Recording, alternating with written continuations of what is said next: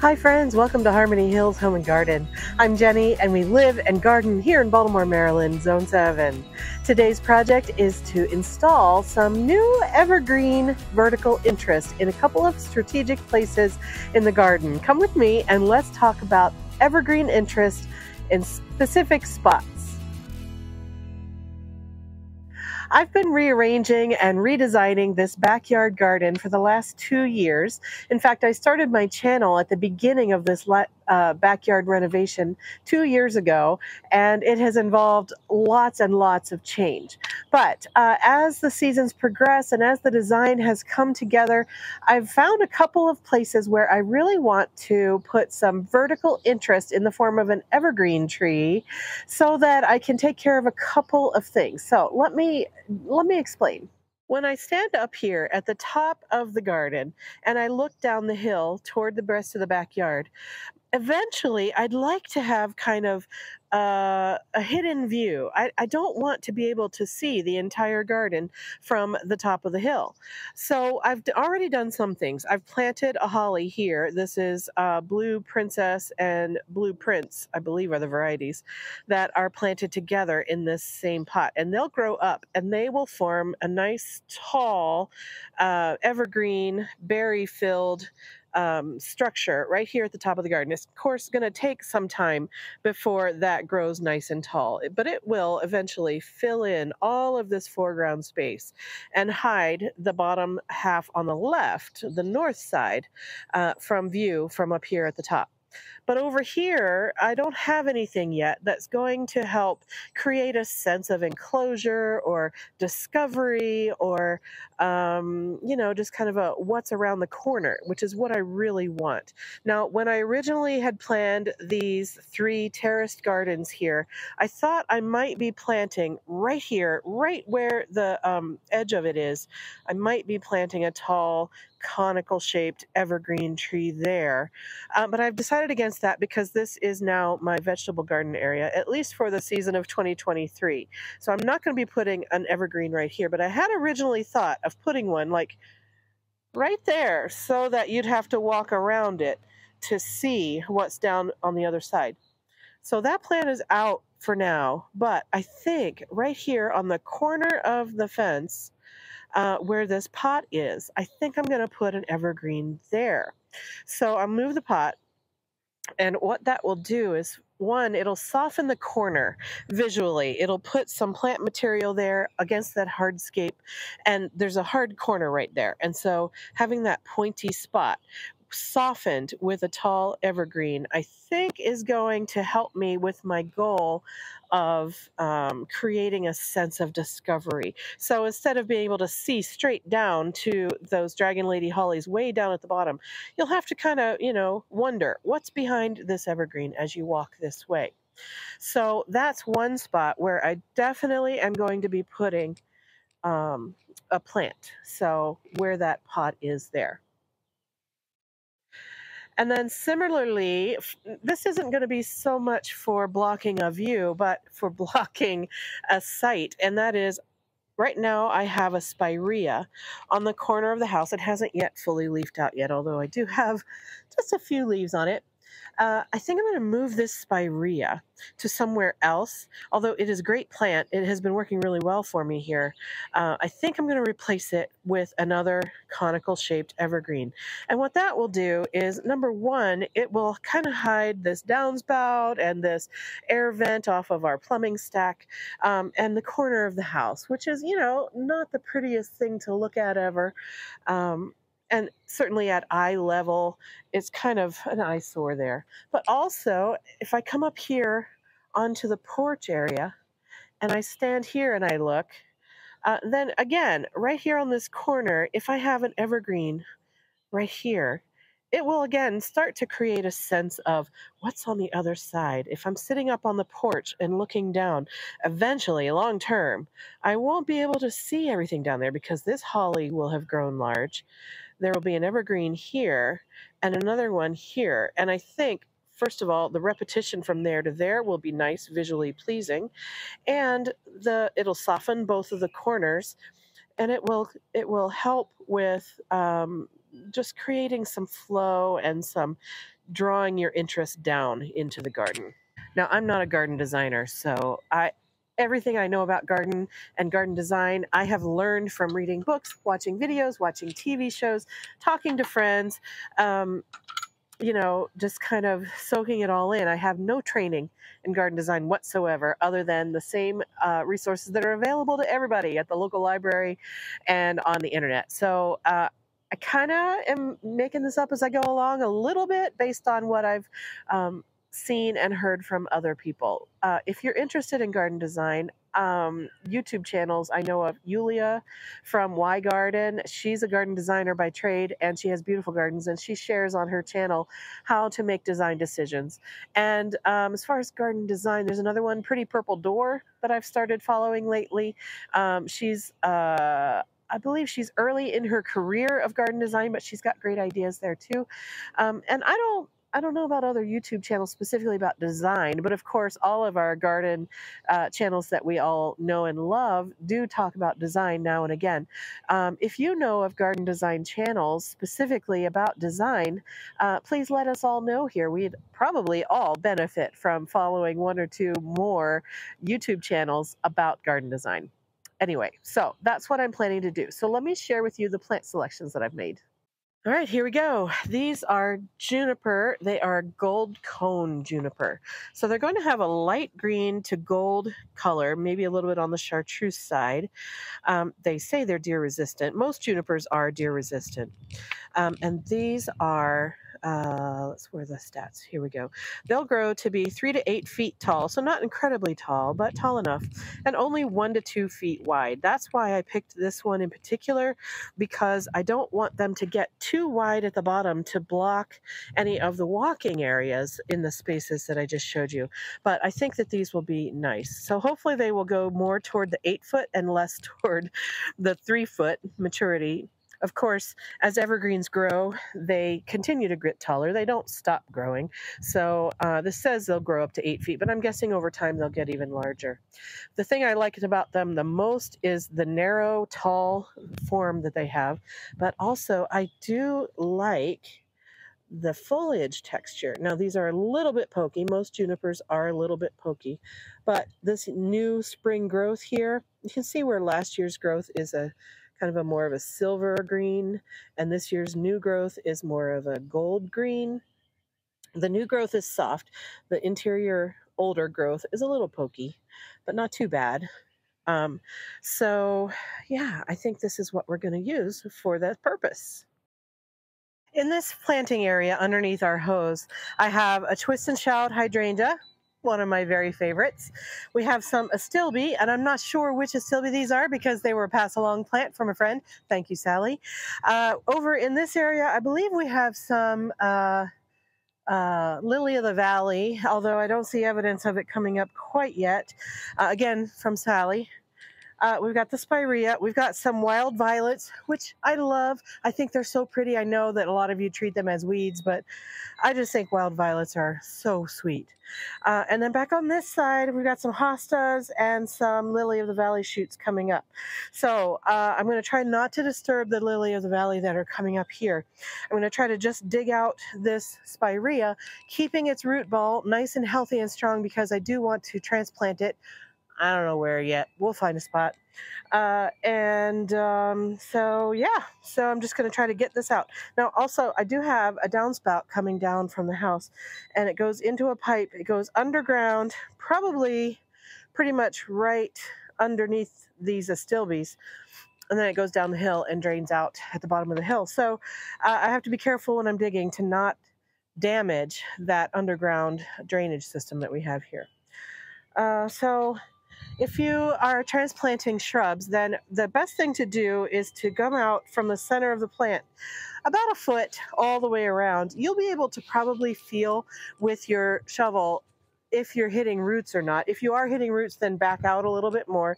This has only been in place for 2 or 3 years, so I'm not sure how far the roots have spread inside here.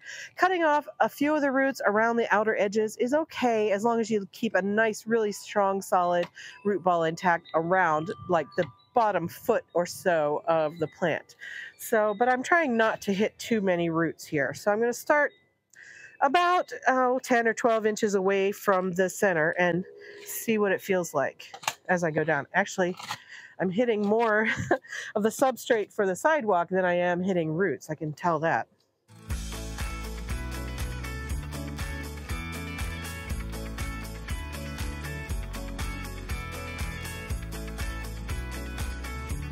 So because I can pull my shovel up like that and it's not really moving the plant, I know I haven't really hit the root zone quite yet.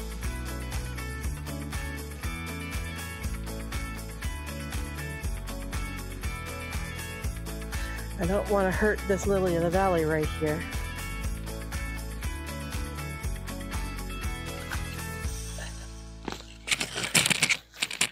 There we go. So you can see it was kind of shallow rooted.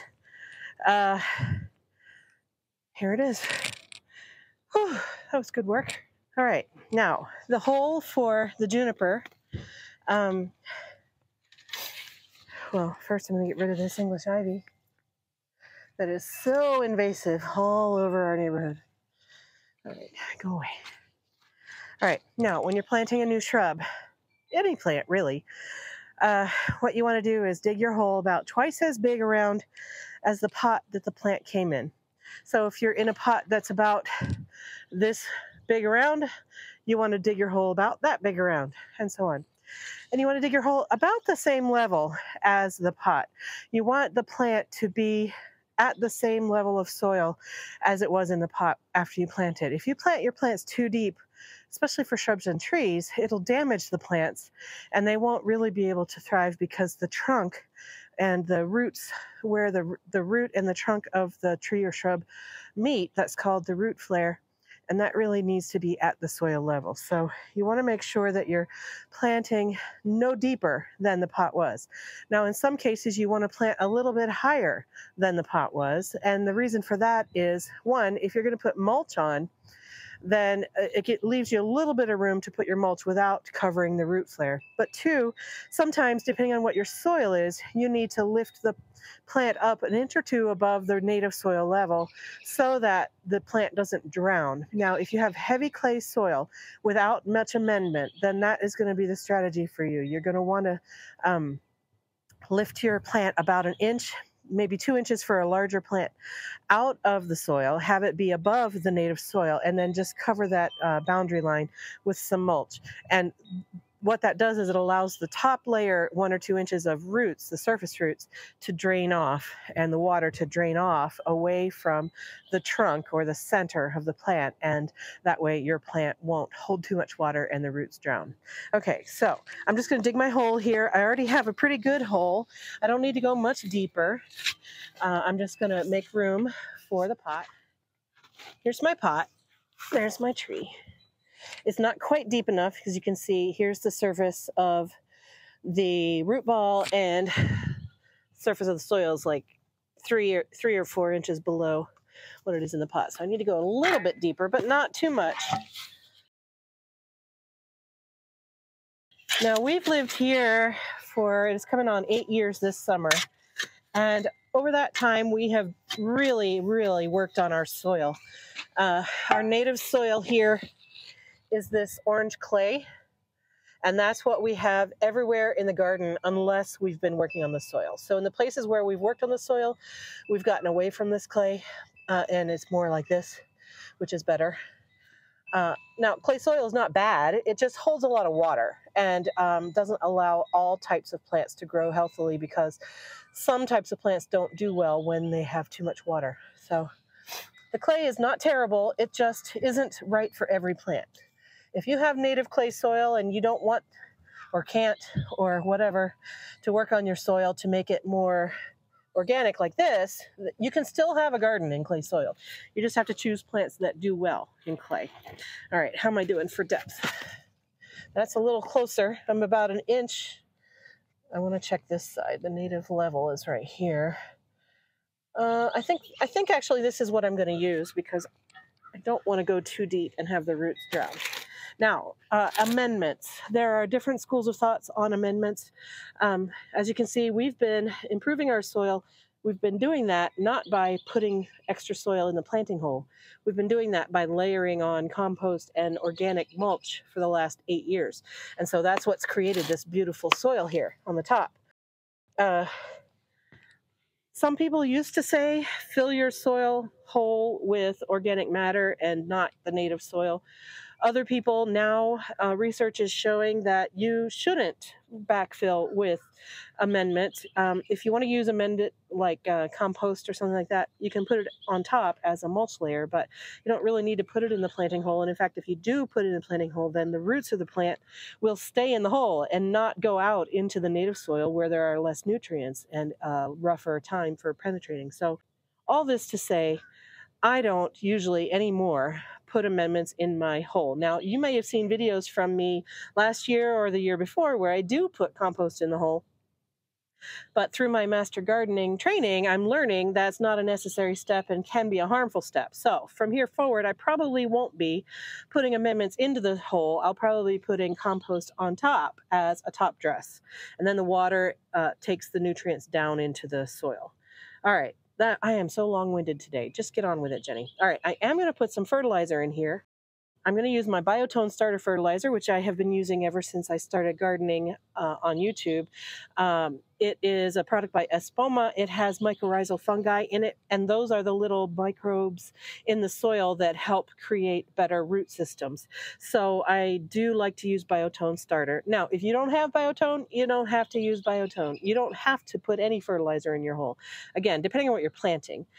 The more native plants you put in, the less fertilizer you need. The more things you put in that are local to your general region, the less fertilizer you need. So anyway, I keep learning about things, and it's like blowing my mind, changing the way I garden a little bit. So, but I am going to put some Biotone in here, mainly because I know that this soil is clay right under here, right below that. It's just clay, and I want more microbe activity. All right, so there's the Biotone. Shoo! A little bit dusty. Okay, time for the plant. Oh, another step here. If you wanted, you could fill your hole with water, put water in the bottom of the hole, let it drain down, and then plant your plant. And that way you know that the root zone of your plant has been thoroughly watered.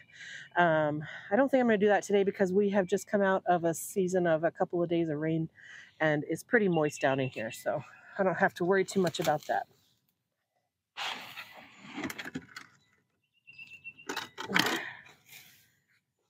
This is a byproduct of the agricultural industry. I believe it's rice hulls. I could be wrong about that, but rice hulls. And then these green little balls are a slow release fertilizer that the nursery used to care for the plant in the nursery. So these are all things that you can just leave right in there. Now, I didn't scratch up those surface roots at all. These are not really pot bound. You know what? I will. Just go ahead and scratch that up a little bit just to say to the roots, hey, look, there's life beyond the pot. Now, the most important thing for me today is to make sure this thing is vertical. I don't want it leaning in any one direction or another. All right, I'm going to say that is where I want it. And now I just need to backfill with my soil. Now, the soil I dug out of the hole is pretty good, but if it wasn't, I would still backfill with whatever soil I dug out of the hole, trying not to change the positioning of the plant as I work around the root ball.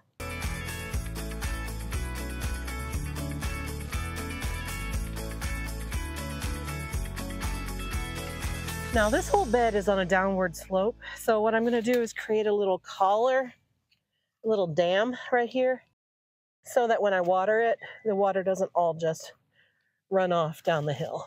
If this were a flat piece of grade, I would do it on the back too, but since this is not flat, it's running downhill, the water will pool here and drip in. And then finally, I do have some compost here, and I am going to top dress just a little bit. I'm not going to go crazy because this is already pretty good soil. There we go. Can you see how the water is pooling down there at the bottom? And that will help it soak in slowly rather than running off down the hill. I'm just going to slowly fill this up a few times, let it all soak in down into the root ball really nicely. All right, so this one is in. We will be mulching all of our gardens with shredded hardwood mulch in the next couple of weeks. So this will get mulch at that time. I'm going to keep it well moistened throughout the entire garden season. I might end up just putting a drip irrigation on it so that I don't have to hand water, but we'll see how that goes.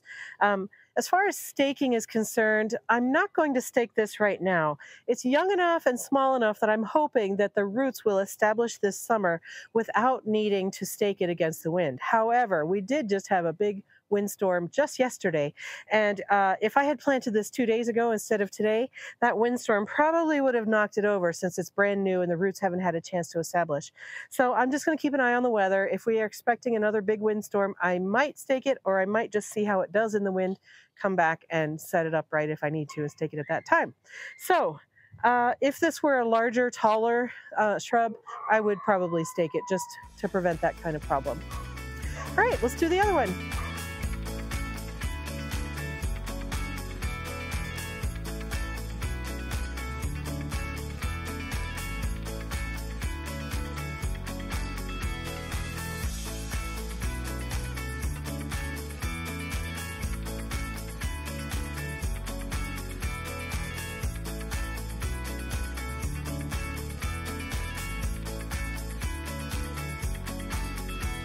All right, so this one is planted as well. I did the same thing, creating a little moat or a little dam. In fact, when I first started to water, the dam was leaking out on the backside, so I had to put more soil there. But I think that this is going to be a really nice, soft edging for that corner. I might or might not move that green mountain boxwood there. It might be competing in form and shape. Maybe I'll move that one over to that post. Since I have this blue star juniper, not blue point juniper there on that post, maybe put a boxwood here and then this juniper there. I don't know. And then up there toward the house is the other one, and I'm really happy with them. All right, and now I have this little guy that needs to find a new home. I'm not sure what type of spirea it is, but it's a pretty one, and so I would like to give it a place to live. Let's go look for one. I'm not going to put it in here because this garden is part sun, or mostly shade, actually. It gets morning sun like you see it right now, but in the summer, it doesn't even get this much morning sun because of the leaves from the trees above, which haven't yet leafed out. So not in this garden. Let's look out front, see if we can find a spot for that spirea. I haven't cleaned up the front garden, so please don't judge. No judgment zone. All right, let's go on the shrub border. Maybe there's a spot for a spirea over here. The deer don't eat it, so that's a plus.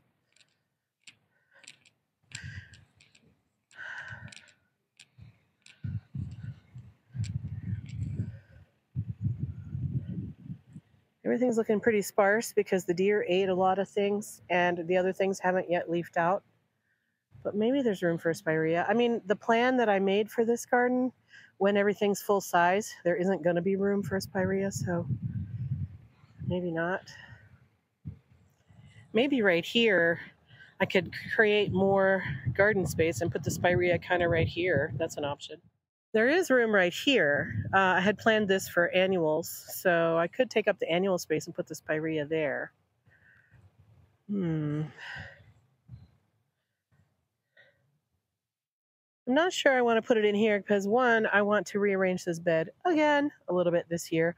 But also, I already have 2 spireas of the same type. The one I'm moving actually is a baby off of this one, and then there's another one over here. So I already have 2 of the same plant right here flanking the door, so maybe not in these beds. Maybe there's a spot down around this corner, or I could put it on the woodland's edge. The deer don't eat it, so it probably would be all right over there along the edge somewhere, or maybe out on that front corner area. So many options. All of them are fairly good. All right, this azalea has to come out, so maybe I could put it there. Yeah, that's more work than I wanted to do today, but It would be nice continuity from the two that are in front of the door down this way. Put another one right there. What do you think? Maybe that's the answer. This azalea was in this property when we moved into this house 8 years ago, but it was back there between these two holly bushes, and it was just too crowded. So I moved it out here and tried to have it out here, and it did grow for a season or two, but now it has fairly completely died. I mean, there's a few green leaves coming in, but most of these branches are just twigs and broken and dead. So I'm just going to take this out and put the spirea in its place.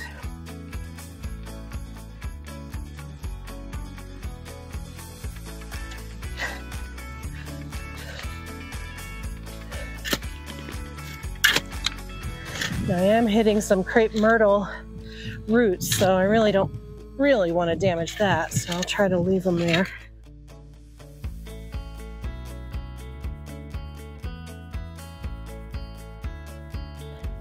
See, now I've dug my hole a little bit too deep. Need to lift it up an inch or two.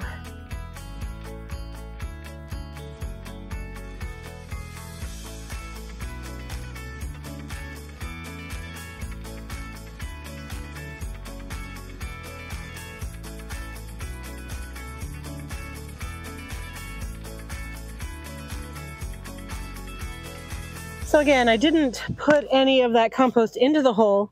I used the surrounding soil in the hole, but I did top dress with some compost. So as you transplant or plant new plants in your garden, just keep in mind you don't have to amend the hole. If you want to amend, put it on top so that it can work its way down. All right, I think actually my water hose out here in the front isn't yet turned on from inside in the basement because of the winter. So I can't water quite yet, but I'll get that done later this afternoon. So hopefully this spirea will thrive here in this partly sunny, mostly shady, actually dappled sunlight location. It was in a shady location in the backyard too, and it did just fine. So I know it was hard to see from that other angle because of the lighting in the back. So here it is in its place after it has been planted. And that does it for me today here at Harmony Hills.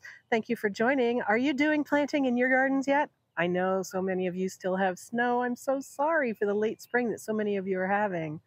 But south of me, I'm guessing you're already planting. Let me know in the comment section down below what is happening in your garden where you live. Thanks so much for stopping by today. I have a lot more planting to be doing in the coming days, so stay tuned to this channel. Hit the like button, hit the subscribe button, all that stuff.